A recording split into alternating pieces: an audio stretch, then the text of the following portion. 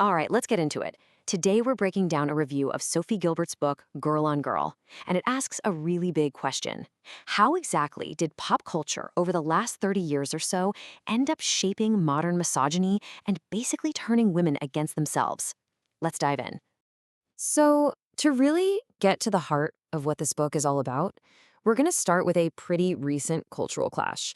It was one of those moments where politics and pop culture just smashed into each other in a way that, well, it revealed a lot. Okay, so picture this. It's 2021, and politician J.D. Vance goes on Fox News and drops this line. Now, the review is quick to point out that this wasn't just some random insult. No, this was a very calculated dig meant to devalue powerful women by framing their choice not to have children as some kind of personal failure. But the response? Oh, that was just as fascinating. Taylor Swift, arguably one of the most powerful women in culture, didn't just let it slide. When she was named Time's Person of the Year, what does she do? She poses for the cover with her cat.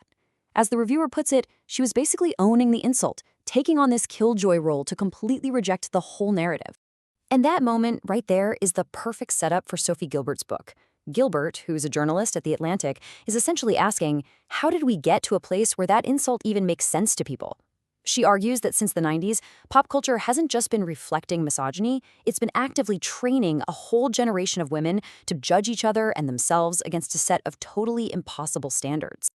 So where did this all begin? Well, Gilbert traces this whole cultural shift all the way back to the 1990s. This was a time when feminism itself kind of got a makeover and was repackaged for the masses. You see, on one side, you had what was called the Riot Girl movement. The review describes it as angry, abrasive, and thrillingly powerful. But that got swapped out pretty quick for the commercialized girl power of bands like the Spice Girls. It was, a much more vanilla, easy-to-swallow version.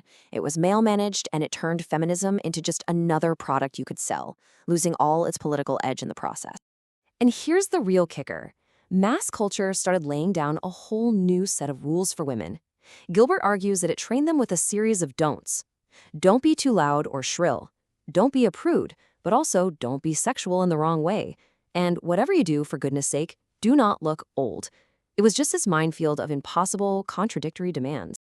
And we saw this play out in real time in the lives of famous women. I mean, think about it. Gilbert points to the rise and spectacular fall of Britney Spears, the nonstop criticism of the Kardashians, and the exploitation of models like Kate Moss as perfect examples of this intense cultural pressure. Which, of course, brings us to the next big question. What was the engine behind all of this? What was driving this shift? According to Gilbert, the answer is pretty clear. Our culture became overwhelmingly calibrated to male desire. Gilbert points to a few major forces at play here. First, pornography, which she actually calls the defining cultural product of our times. Then you've got opportunistic capitalism, which realized there's a lot of money to be made from female insecurity. Throw in a vicious tabloid media culture, and even a certain brand of corporate feminism, think Sheryl Sandberg's Lean In, that was more about individual success than changing the whole system. And this is exactly where capitalism jumps in. Women are constantly told they're not quite good enough, but hey, don't worry, the solution can always be bought. They're sold this ideal that no human can actually achieve, but you can get a little closer with the right makeup, the right surgery, the right diet. Even feminism itself just became another consumer choice. And look, this isn't just about culture or ideas. This shift has had very real, very physical consequences. A statistic cited in the review is pretty jarring. In the UK, 38% of women said they'd experienced unwanted slapping, choking, or gagging during sex. And the review connects that shocking number directly to Gilbert's argument about pornography. The thinking is, when you normalize acts of cruelty and disdain in a culture's most widespread sexual product, it's going to have a profound effect on how women are treated in their actual lives.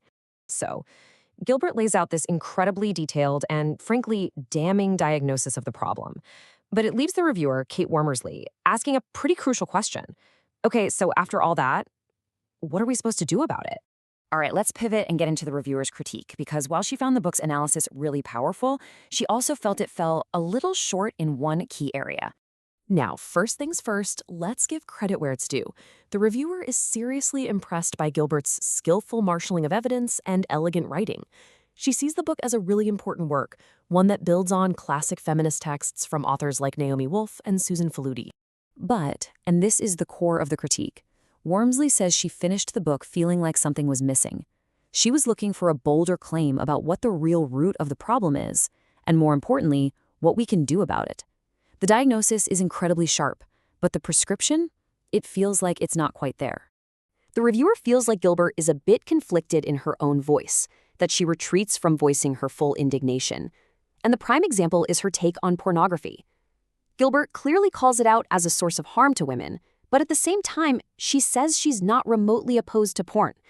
And that hesitation, the reviewer argues, kind of weakens the book's power as a call to action. And all of this brings us to the final and maybe the most powerful concept that the review leaves us with. It's a tool for thinking about how we should respond to the very culture Gilbert describes. The reviewer introduces this amazing term from the scholar Sara Ahmed, the feminist killjoy. It's all about reframing what people might dismiss as just complaining and seeing it instead as a really vital form of protest. A killjoy is the person who doesn't laugh at the sexist joke. They're the one who speaks up, who protests, who just says no. And so, the review leaves us all with a really provocative question. After understanding how our culture can normalize cruelty, the challenge isn't just to analyze it. It's to decide when you're going to actively push back. When is it time to stop being polite, to stop playing along, and to fully embrace being the killjoy?